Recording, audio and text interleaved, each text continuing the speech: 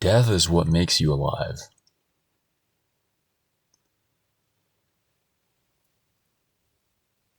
The qualities of warmth are only what they are in contrast to cold. White can only be white in contrast to black.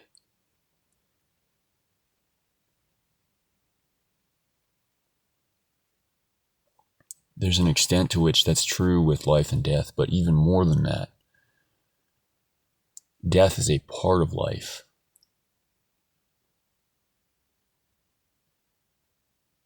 To try to take life without death is to try to take just one side of a coin. With only one side of a coin, you don't have a coin. What makes it a coin is gone. You have nothing.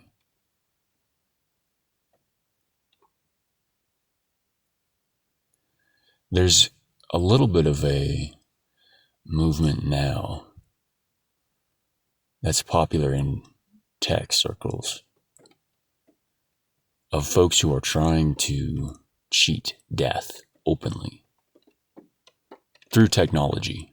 They are trying to use science and nutrition and technology to either live forever or get as close as they can to living forever.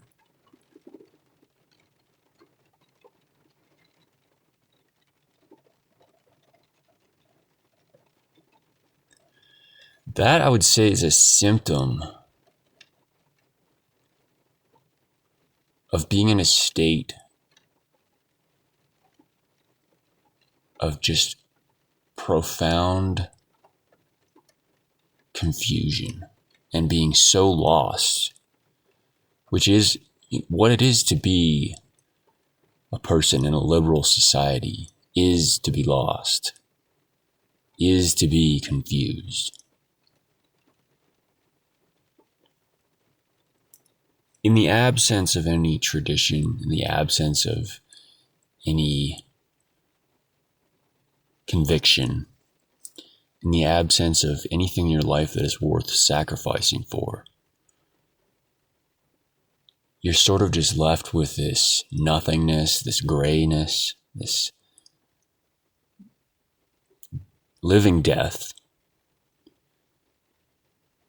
People who exist in that space, I think, are miserable without exception.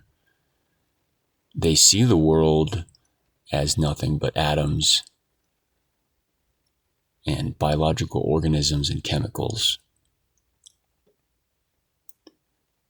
And they think that if they just get the right balance of chemicals, they can fix every problem. They can make themselves happier with a pill. They can solve all their problems with another pill. They can cure aging with another pill. In a very short-term, short-sighted sense, I'm sure they can with all of these things. But the human spirit always adjusts to the new normal. So even if you have a pill that makes you feel happy, it's never going to be a final solution.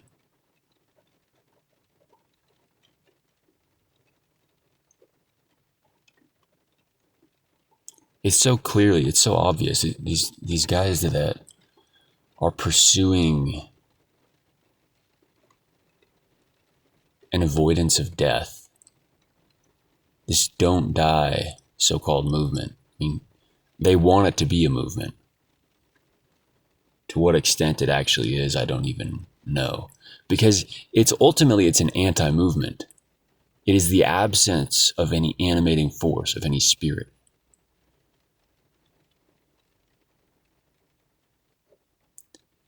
A movement is that which is built on conviction, and conviction is something that you're willing to die for.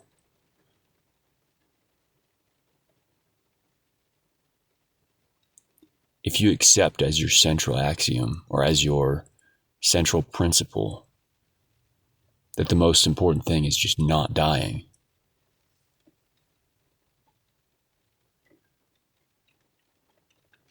then you're a completely empty vessel. You have nothing. There is no conviction there. That is the leftover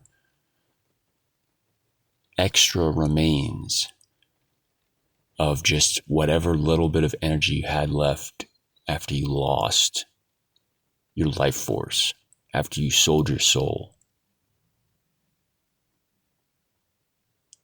I don't have any guiding life energy left, so maybe I'll just direct whatever time I have left on this earth toward this completely arbitrary goal of not dying. It's so clear. It's so clear. They don't have conviction about this. This is just, they looked around and they didn't see any worthwhile endeavors. So they said, well, let's just focus on not dying.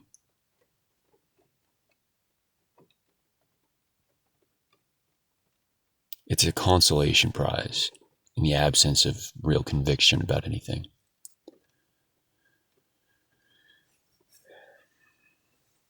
But it's important to understand that this is really important, because I think most people have not considered this. You cannot separate death from life. And in whatever sense you do, what you have is no longer life. You have something different altogether. Death is what makes life significant.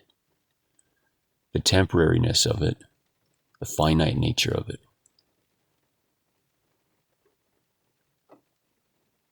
The only possibility for your life to have meaning is with death. And death is probably the greatest opportunity for a man, in particular, to transcend and become something greater.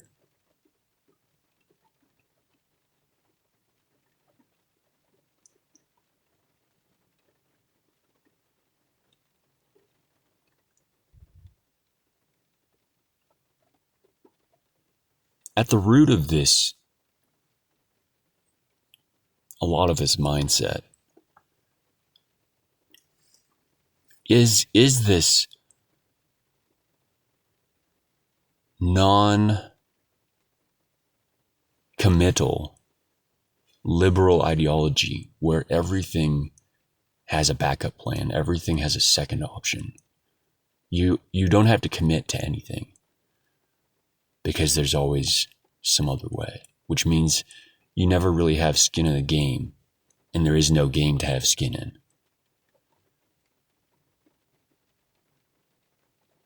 But what is that? That's not life.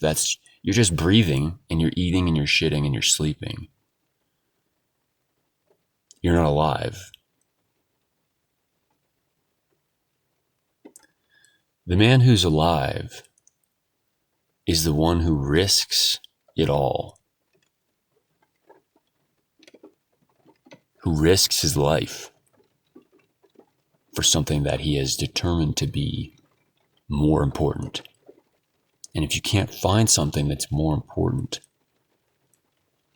than your biological life, then you are just so lost that there's really probably no hope for you.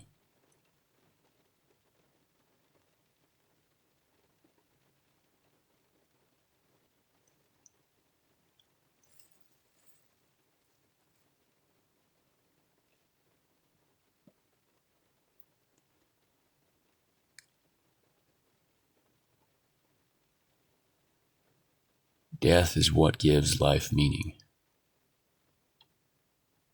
And it is definitionally a part of life. You cannot separate the two. In separating them, you end up with something altogether separate. If you even can be successful.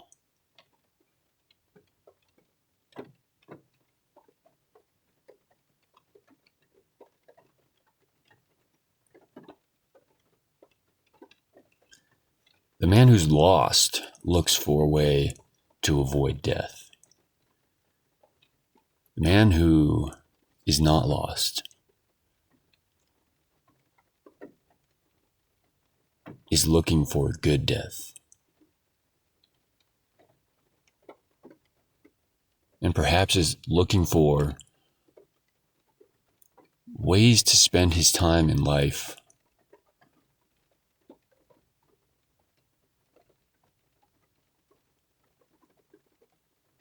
that are completely vulnerable to the possibility of death. Part of honor, part of being a man, is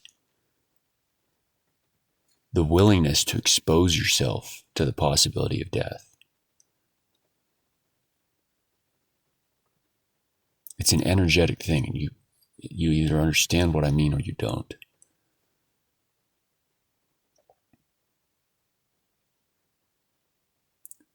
To be able to stand with your head up in the face of death and accept, like Arjuna,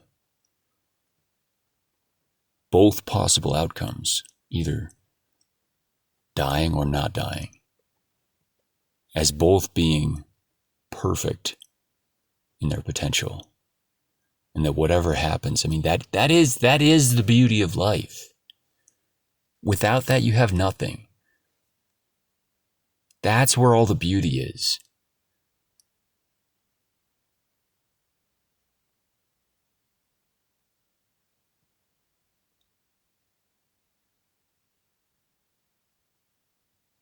A dishonorable man tries to control it, tries to have life and death all within his little control box so that he can pull the levers and strings and buttons to his bidding.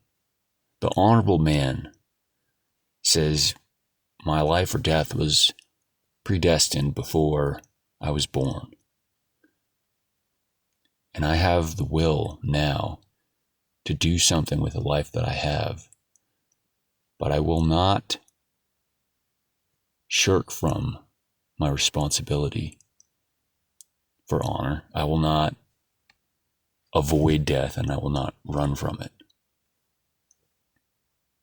Facing it, whether or not it comes to you, facing the possibility of death is maybe the only thing that matters. That is how you become great.